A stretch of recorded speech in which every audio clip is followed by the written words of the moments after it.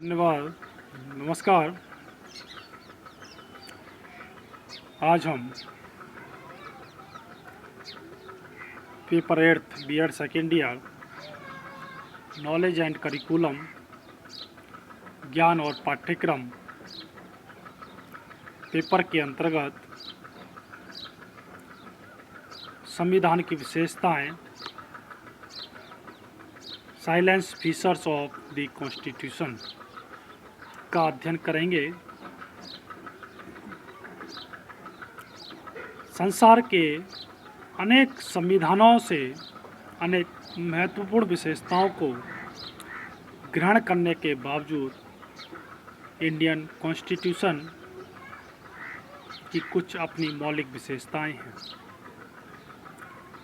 जिनसे उसे अन्य संविधानों से अलग पहचाना जा सकता है। संक्षेप में ये प्रमुख विशेषताएं निम्नलिखित हैं। सबसे पहले लिखित संविधान। जैसा कि भारतीय संविधान की भूमिका इंट्रोडक्शन या प्रेम्बल में ही स्पष्ट कर दिया गया है कि वह एक लिखित संविधान है। कठोर संविधान।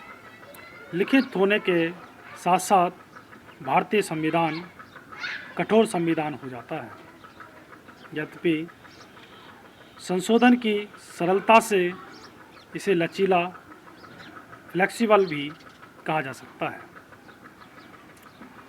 विशाल लेख। के.एम. मुंशी ने कहा है, we must not forget that ours is a big country of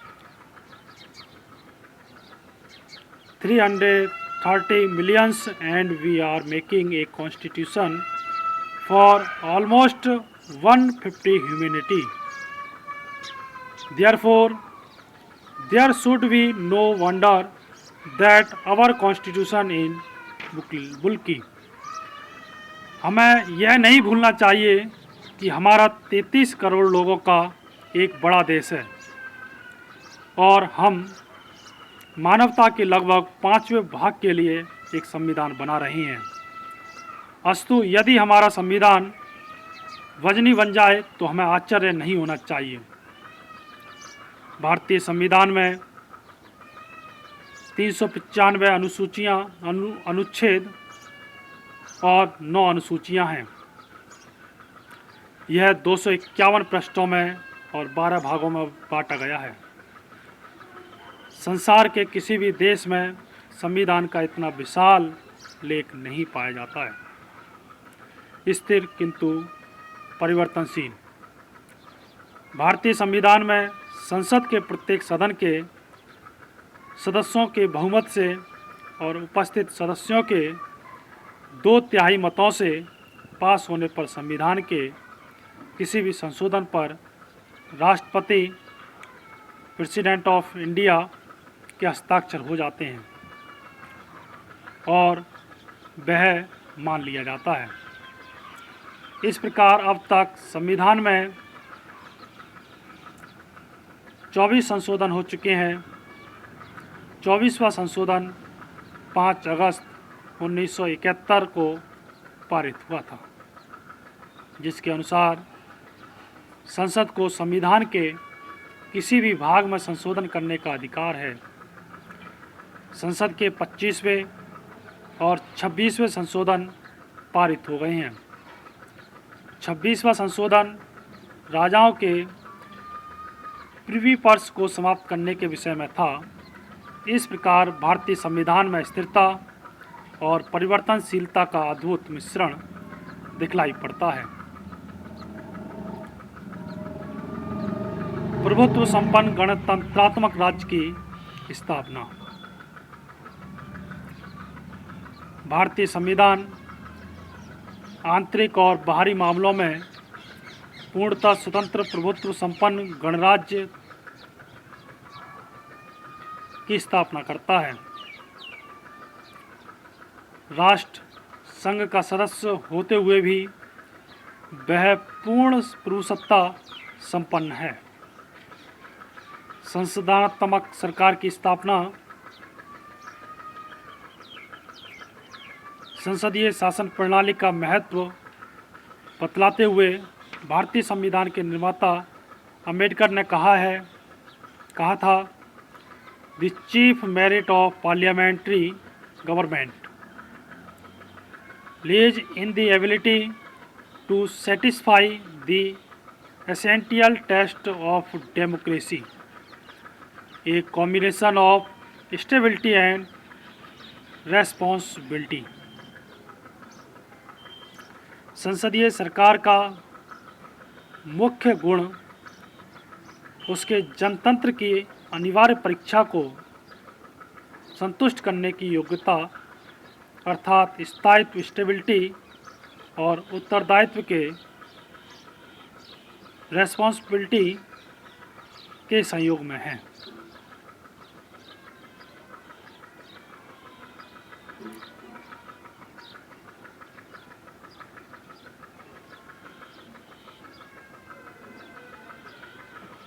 संसदीय शासन प्रणाली स्थायी और उत्तरदायी होती है, इसलिए भारतीय संविधान में देश के लिए संसदीय शासन प्रणाली की स्थापना की गई है।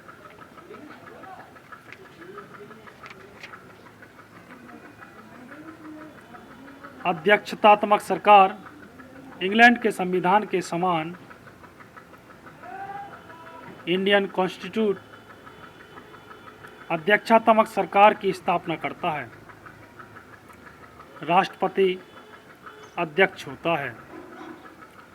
उसे यह अधिकार प्राप्त होता है कि वह संसद के किसी भी सदन को संदेश भेज सकता है,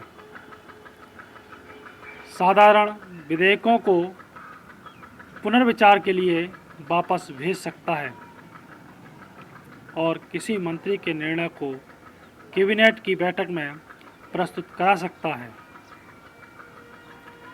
वहीं डॉक्टर केसी वेयर के अनुसार India is a unitary state with subsidiary federal features rather than A federal state with subsidiary unitary features, अर्थात भारत मुख्य रूप से एकात्मक है, गौण रूप से इसमें कुछ संघात्मक विशेषताएं हैं। इस प्रकार से संक्षेप में कह सकते हैं कि भारत का नया संघ संघात्मक और एकात्मक का अनोखा मिश्रण है। कोई भी एक विशेषता प्रभावशाली नहीं है। इससे आगे की विशेषताओं का अध्ययन हम कल के व्याख्यान के अंतर्गत करेंगे। धन्यवाद।